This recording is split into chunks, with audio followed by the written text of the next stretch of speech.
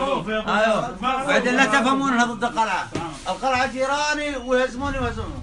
انا ابغاكم انتم تتعودون للمنصات باذن الله. ايوه يعني كل مباراه ما ابغى هذا يبكي وهذا يلوم هذا وهذا ما يلوم هذا، هذا تشجيع لكم حتى تطلع وجهك فوق بالانتصارات. الله يعطيك العافيه. الان عندك فرق الممتاز عندنا الهلال، النصر، الاتحاد، الاهلي. كل فريق نازل يعرف انه فايز، لكن جيب لي الرائد، جيب لي الشباب، جيب لي الاتفاق، مع احترامي اللي يشجعون الفرق هذه. انت تنزل عروبه تفوز. لا تفهمونها ضد القلعه ابدا، انا القلعه ندعمهم الان. لكن يهمني ناديني ويهمني انتم شباب جدد تنظرون فوق، كل مباراه تنزلونها للفوز. بسم الله. لان جربنا احنا الشماتة، كنا ناخذ بالسبعات منهم هذول ايام دوري.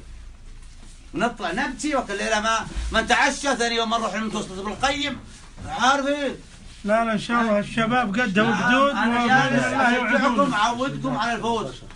وانتم ما ولا انتم لاعبين فلوس على بهديكم، صح ولا لا؟ انتم لاعبين نادي العروبه وانا واحد من نادي العروبه. من اللي غايبين يا كابتن؟ هو كان في حاجه حصلت كده؟ ما في حصلت. 18 الموجودين وينهم؟ 20 خلاص 18 ال20 يلا ال20 يلا كل واحد يجي يعطيني حبه وياخذ 250 يلا يلا. انا ترى دائما هداياي مباشره ما اعطيها احد ابد. الله يعطيك العافيه. كل واحد 250 يلا. اللي خلص يخش. يعطيكم العافيه. فرحتوني وفرحت فيكم اليوم وكل هذا من اجل العروبه ترى. على دوم ان شاء الله.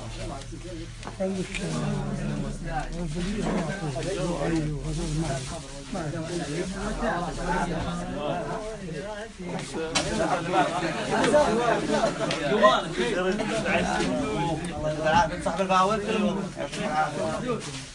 خلص يعطيك العافيه. جوالك اي وين؟ جوالات وين الجوالات الرجال؟ صاحب الهدف الثاني ابو ناصر سطام. يعطيك العافيه. اول مباراه لك يا سطام ها؟ لا لعب بس. هلا يعطيك هلا. شلون ابوك؟ كلهم نجوم كلهم كلهم طبعا. لا كلهم. شايل عمره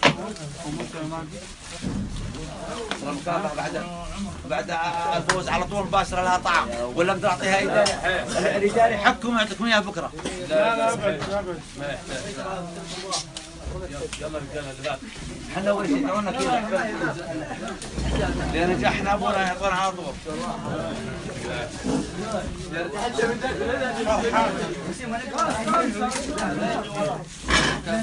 ترى ما في مانع واحد يغش يقول مثلا